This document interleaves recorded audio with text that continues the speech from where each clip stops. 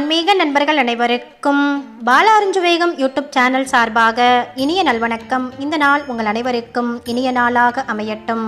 கார்த்திகை மாதத்தில் ஒரு முறை மட்டும் முருகப்பெருமானை இப்படி வழிபட்டு பாருங்கள். உங்களுடைய வேண்டுதல் நிச்சயம் நிறைவேறும். நீங்க என்ன வரம் கேட்டாலும் உடனே கிடைக்கும். கார்த்திகை மாதம் ஆன்மீக மாதம் அப்படின்றதுனால பல பேரும் இந்த மாதத்தில் விரதம் கடைபிடிக்கிறது வழக்கம். குறிப்பாக ஐயப்ப பக்தர்கள் மாலை அணிந்து மண்டல விரதம் கடைபிடிப்பாங்க. ஆனால் கார்த்திகை மாதம் ஐயப்ப வழிபாடு மட்டுமின்றி முருக வழிபாட்டுக்கும் ஏற்றதாகும். இந்த மாதத்தில் சில குறிப்பிட்ட வழிபாடுகளை நாம் முருகனை நினைத்து செய்கிறதுனால நம்மளுடைய வேண்டுதல்கள் அனைத்தும் நிறைவேறும் அப்படின்றது நம்பிக்கை. கார்த்திகை மாதம் அப்படின்றது ஆன்மீக ரீதியாக மிகவும் முக்கியமான மாதமாக சொல்லப்படுது. சிவபெருமான் ஜோதி வடிவமாக மகாவிஷ்ணுவுக்கும் பிரம்மாவுக்கும் காட்சியளித்ததும் லிங்க வழிபாடு தோன்றியதும் லிங்கோத்பவர் அவதாரம் நிகழ்ந்ததும் இந்த கார்த்திகை மாதத்தில்தான். கார்த்திகை மாத பௌர்ணமியில்தான் பார்வதி தேவி திருவண்ணாமலையில் மலையையே சிவனாக நினைத்து கிரிவலம் வந்தார் அப்படின்னும் அவருக்கு திருவண்ணாமலை மலையை சுற்றி 8 இடங்கள்ல 8 விதமா சிவபெருமான் காட்சியளித்தார் அப்படின்னும் சிவனை வழிபட்டு அவருடைய உடலில் பாதியாக பார்வதி தேவி அங்கம் வகித்ததும் இந்த கார்த்திகை மாதத்தில்தான் அப்படின்னு புராணங்கள்ல சொல்லப்பட்டிருக்கு. இப்படி பல சிறப்புகளை கொண்ட கார்த்திகை மாதம் சிவபெருமான், பெருமாள், சுவாமி ஐயப்பன் மற்றும் முருகப்பெருமானுடைய வழிபாட்டுக்கு மிகவுமே ஏற்றது.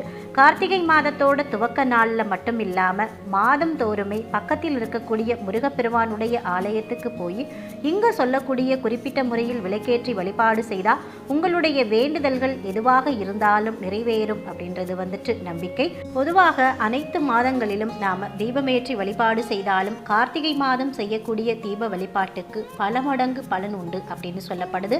எந்த முறையில் நாம் இந்த வழிபாடு செய்யணும், என்னென்ன வேண்டுதல்கள் நிறைவேற எத்தனை தீபம் ஏற்றி வழிபாடு செய்யணும், அது குறித்த ஆன்மீக தகவலை தான் இந்த பதிவில் தெளிவாக சொல்லியிருக்கேன். பதிவை முழுவதுமாக பாருங்க, முழு தகவலையும் தெரிஞ்சுக்கிறீங்க. வாங்க வீடியோக்குள்ள போயிடலாம்.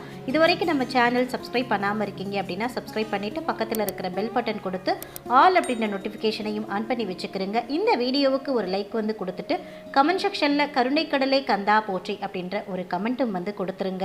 உங்களுடைய வேண்டுதல் எதுவாக இருந்தாலும் முருகன் கோவிலுக்கு போய் இந்த கார்த்திகை மாதத்தில் 3 விளக்குகள் ஏற்றி வைத்து ஓம் சரவண பவ அப்படின்ற மந்திரத்தை மனதார சொல்லி வணங்கிட்டு உங்களுடைய வேண்டுதலை முருகப்பெருமானிக்கிட்ட நீங்கள் சொல்லணும். அதுக்கப்புறமா முருகனுடைய கோவிலை 9 முறை சுற்றி வழிபாடு செய்யணும். இப்படி செய்கிறதுனால முருகனுக்கிட்ட நீங்கள் வைக்கக்கூடிய வேண்டுதல் உடனடியாக நிறைவேறும் அப்படின்னு சொல்லப்படுது. அதுவும் கார்த்திகை மாதத்தில் வரக்கூடிய செவ்வாய்க்கிழமை, கார்த்திகை நட்சத்திரம், அதுக்கப்புறமா பார்த்தீங்கன்னா வெள்ளிக்கிழமை, சஷ்டி திதி, வளர்பிறை சஷ்டி திதி மற்றும் தேய்பிறை சஷ்டி திதி, இந்த நாட்களில் தவறவிடாமல் இந்த வழிபாடை நீங்கள் கடைபிடித்து பாருங்க. நிச்சயமா அடுத்த கார்த்திகை மாதம் வரதுக்குள்ள உங்களுடைய வேண்டுதலை முருகப்பெருமான் நிறைவேற்றி வைத்திருப்பாரு. கார்த்திகை மாதத்தை பொறுத்த வரைக்கும் நாம இறைவனை ஜோதி வடிவமாக வழிபட வேண்டிய மாதம். அதனால்தான் கார்த்திகை மாதத்தோட அனைத்து நாட்களும் காலை மற்றும் மாலை நேரத்தில் வீட்டோட நிலைவாசலுக்கு அருகே மண் அகல் விளக்குகளை ஏற்றி வழிபடணும் அப்படின்னு சொல்லுவாங்க. இது மட்டுமல்லாம மகாவிஷ்ணு தூக்கத்திலிருந்து கண் விழிக்கக்கூடிய மாதமும் இந்த கார்த்திகை மாதம்தான். அப்போது நம்முடைய வீடுகளில் விளக்கேற்றி மங்களகரமா நாம வைத்திருந்தா பெருமாளுடைய அனுகிரகமும் மகாலட்சுமி தாயாருடைய அனுகிரகமும் நமக்கு தவறாமல் கிடைக்கும் அப்படின்றது ஐதீகம்.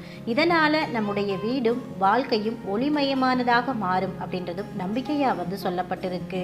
இன்னைக்கு இருக்கக்கூடிய காலகட்டத்தில் நிறைய பேருக்கு திருமண தடை இருக்கு. இந்த திருமண தடையாகல இந்த கார்த்திகை மாதத்தில் முருகப்பெருமானை நினைத்து இந்த முறையில் வழிபாடு செய்தால் நிச்சயமா அடுத்த கார்த்திகை வர்றதுக்குள்ள உங்களுக்கு திருமணம் நடந்திருக்கும்.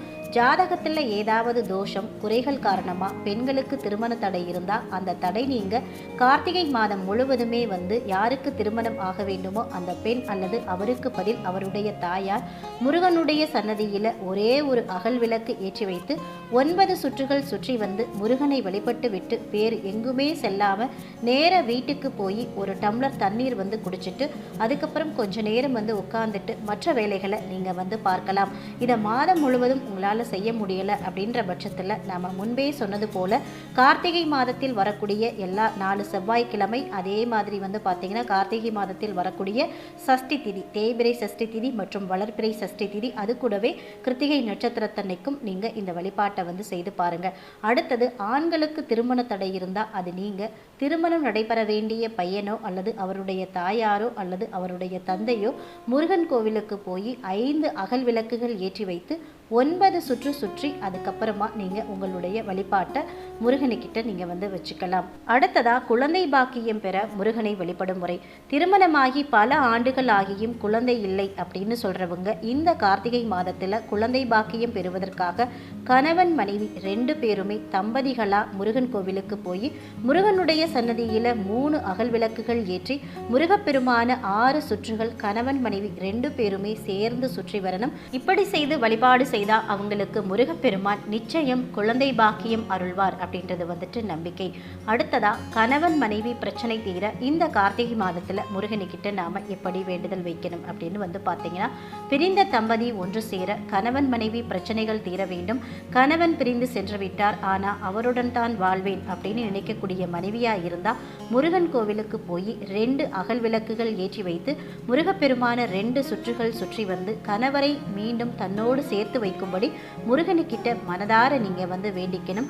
உண்டியல் அல்லது அர்ச்சகருடைய தட்டில் 101 ரூபாய் காணிக்கை வந்து நீங்க செலுத்திட்டு வரணும். கருத்து வேறுபாட்டால மனைவி பிரிந்து போயிட்டாங்க, அவங்க திரும்பி வரணும் அப்படின்னா கணவர் முருகனுடைய கோவிலுக்கு போய் விளக்கேற்றி வழிபாடு வந்து செய்யணும். மனைவி மட்டும் பிரிந்து சென்றிருந்தால் 1 விளக்கும், குழந்தையோடு மனைவி பிரிந்து போயிருந்தாங்க அப்படின்னா 3 விளக்குகள் ஏற்றி வைத்து விட்டு 5 முறை நீங்கள் முருகப்பெருமானை சுற்றி வந்து வழிபாடு வந்து செய்யணும். நீங்கள் விரும்பிய வேலை, அரசு வேலை கிடைக்க கார்த்திகை மாதத்தில் முருகப்பெருமானை வழிபடக்கூடிய முறை. பக்கத்தில் இருக்கக்கூடிய முருகன் கோவில் அல்லது வேறு ஏதாவது கோவில் இருக்கக்கூடிய முருகன் சன்னதிக்கு போய் இந்த வழிபாட்டை நீங்கள் வந்து செய்யணும். இதுக்காக வீட்டிலிருந்து நல்லெண்ணெய், பஞ்சுத்திரி இது அனைத்தையுமே நீங்கள் வந்து எடுத்துகிட்டு போகணும். வீட்டில் இல்லாத பட்சத்தில் கடையிலும் நீங்கள் வாங்கிக்கிட்டு போகலாம். நீண்ட நாட்களாக முயற்சி செய்து வர்ற வேலை கிடைக்கல, அனைத்து பரீட்சையிலும் பாஸ் செய்தும் தகுதி இருந்தும் வேலை கிடைக்க மாட்டேங்குது அப்படின்னு சொல்கிறவங்க வேலை கிடைக்கிறதுக்காக 3 அகல் விளக்குகள் எடுத்துகிட்டு போயிட்டு முருகனுடைய சன்னதியில் ஏற்றி வைத்து முருகன் சன்னதி முன்னாடி அமர்ந்து மனதார உங்களுக்கு வேலை வேண்டும் அப்படின்னு நீங்கள் வந்து வேண்டுதல் வந்து வைங்க. வேலை பிடித்தால் நிச்சயமாக, அதாவது முருகப்பெருமானுடைய வேலை பிடித்தால் நிச்சயமாக நீங்கள் விரும்பிய வேலை உங்களுக்கு வந்து கிடைக்கும். மனமுருக முருகனுக்கிட்ட பிரார்த்தனை செய்து பாருங்க. அடுத்த கார்த்திகை மாதத்துக்குள்ள உங்க அனைவருடைய கையிலும் அப்பாயின்மெண்ட் ஆர்டர் வந்துட்டு இருக்கும். அடுத்ததா, வீடு, கார், நிலம் வாங்குறதுக்கு இந்த கார்த்திகை மாதத்துல முருகப்பெருமானை வழிபாடு செய்யக்கூடிய முறை. நீண்ட காலமா முயற்சி செய்தும் சொந்தமா வீடு வாங்க முடியல, கார் வாங்க முடியல, நிலம் அல்லது சொத்து பொருட்கள் வாங்க முடியல அப்படின்னு வருத்தப்படுறவங்க இந்த கார்த்திகை மாதத்துல முருகன் கோவிலுக்கு போய் 3 அகல் விளக்குகள் ஏற்றி வைத்து ஓம் நமோ சரவண பவ இந்த மந்திரத்தை வந்து சொல்லியபடியே முருகப்பெருமான 3 முறை சுற்றி வைத்து வழிபாடு வந்து செய்யணும். இது அனைத்துமே மிக மிக எளிமையான வழிபாடுகள் தான். நீங்கள் இதை கோவிலில் போய் செய்வது மிகவுமே வந்து சிறப்பு. கோவிலுக்கு போக முடியாதவர்கள் நான் முன்பே குறிப்பிட்டது போல வீட்டிலும் இந்த வழிபாட்டை வந்து செய்யலாம். குறிப்பிட்டு கார்த்திகை மாதத்தில் வரக்கூடிய செவ்வாய்க்கிழமை, கார்த்திகை மாதத்தில் வரக்கூடிய சஷ்டி திதி, கார்த்திகை மாதத்தில் வரக்கூடிய கார்த்திகை நட்சத்திரம், இந்த நாட்களில் மட்டுமாவது நீங்கள் கோவிலுக்கு நேரடியாக போய் முருகப்பெருமானுக்கிட்ட உங்களுடைய வேண்டுதலை வந்து வைத்து முருகப்பெருமானுடைய மந்திரங்களை மனதார சொல்லி நீங்கள் வழிபாடு வந்து செய்ய கண்டிப்பாக முருகனுடைய அருள் வந்து கிடைக்கும். முருகன் முன்னாடி வைத்த கோரிக்கைகள் எதுவாக இருந்தாலும் அது விரைவில் நிறைவேறும் அப்படின்றது வந்து நம்பிக்கை.